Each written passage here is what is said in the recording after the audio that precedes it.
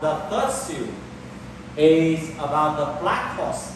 If we talk about the farming, the economic collapse, the black horse represents the farming and economic hardship. Staples became scarce, or the food becomes scarce. And this also fulfilled in the book of Matthew chapter 24 verse 7 and 9, when we have a lot of famine, a lot of pestilence, and a lot of earthquake. So you see the white horse and then the red horse. And now you and I are going to see the black horse when the book of Revelation chapter 6 verse 5 said, when the Lamb opened the first seal, I heard the third living creature say, come. I looked, and there before me was a black horse. Its rider was holding a pair of scales in his hand. Then I heard what sounded like a voice among the four living creatures, 2 pounds of wheat for a day's wage, and 6 pounds of barley for a day's wage, and do not damage the oil and the wine. You see, after war, now we are going to see the economic collapse. The farming will cause more people to die. How many of you have experienced the hunger?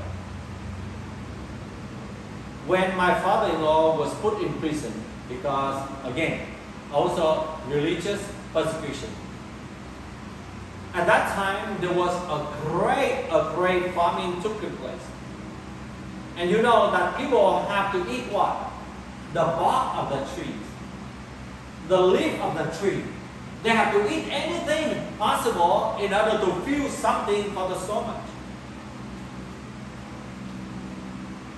My mother-in-law also had to struggle very hard because she had to raise up the children by herself, and because she was discriminated at that time. In those days, even when you wear an eyeglass alone, you will be put in prison immediately because you are considered as an intellectual person. And that is one of the severe crimes in those days. There are at least, or even more, incidents that you can see considered as a very severe crimes. First of all, if you are a religious person, especially you are Christian, you will be persecuted. You would be put into prison for many years. Secondly, if you are an intellectual person, because these people are very dangerous. And thirdly, if you are doing business and you are considered as a capitalist, and you know socialists cannot go well with the capitalists. My father-in-law had all of these 3 categories, so he was considered as one of the most severe criminals because he is intellectual, because he's a businessman, and because he loves God. So he had all of these 3 categories and considered as the severe criminal.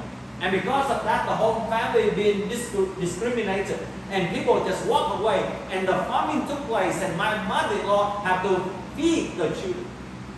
No food. She had to go from place to place, from house to house, to beg the people in order to have some food. My brother-in-law was so hungry during the winter, and you see that during the winter, what can you find to eat?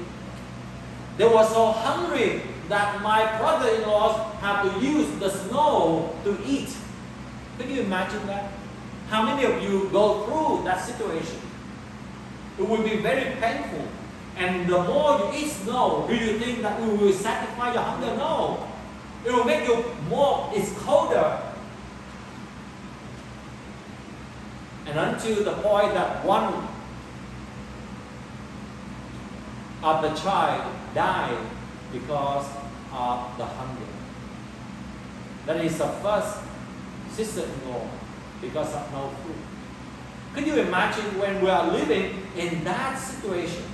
And in the future, you are going to see not only a few people, but millions of people die because of hunger. So what I want to tell to you today is that we have to be content. We need to be thankful for what the Lord has given to us. And especially here in the United States, we have almost everything. We have the food bank. And yes, we are still complaining so much about life. But we forget that every day there are still many people dying because of hunger, because of the lack of food, because of war, because of the economic situation, because of hatred, because of violence. And we are so peaceful here in this place. So let us begin to learn to appreciate God and to thank God.